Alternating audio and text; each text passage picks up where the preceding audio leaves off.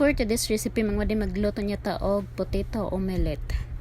Kung naamoy patatas sa inyo ha, onya itlog, mao ni himuha ha kay lami kay siya madi. Onya nata diri patatas to nakapalita tapos ato aning panitan.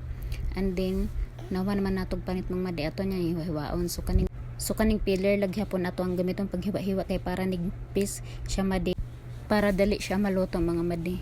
Unya kayo man naman nato o nagkuan mga madi, dili siya mo usigo sa kuan atuan ibalhin diri sa dakong planganita. Dayon butangan nato og asin ug unya magic sarap. Tapos butangan nato og paminta. Din nato anang i-mix.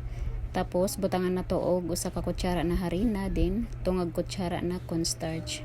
Din nato anang halo-haloon mga madi kay para makuan iyahang mga ingredients. Dayon butangan pud nato og duha ka itlog no kay para lami. Dayon ato nang ukay-ukayon para gamit pud ta mga madi og sibuyas dahonan og kamatis diring dapita, din quick melt cheese ato ala nang gitabunan dira an bran kay basin mabadlong ta ni Papa Mills. Dayon magpainit tag kaha, butangan natog mantika gamay, din ato na i-spread ang mantika sa gilid-gilid kay para makuha ng pud.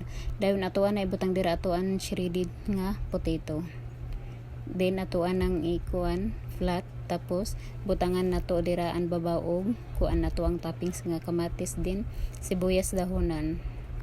Perfect ni siya pang breakfast mga madi. Dayon butangan nato og cheese. So wala na nako shredded ang cheese no kay quick melt naman na. So ako wala naghiwa-hiwa ginagmay. Din ato nagtakpan mga madi hangtod matunaw ang cheese kay kung matunaw lang ang cheese luto na na. Dayon kay tunaw naman cheese mga madi awa nga pagod-pagod ang kuan gilid. Din luto na to ang potato omelette mga madi. Mga onatan ninyo lami kay ni siya mga dikong naamoy kuan, suwayin ninyo inaning recipe sa potato.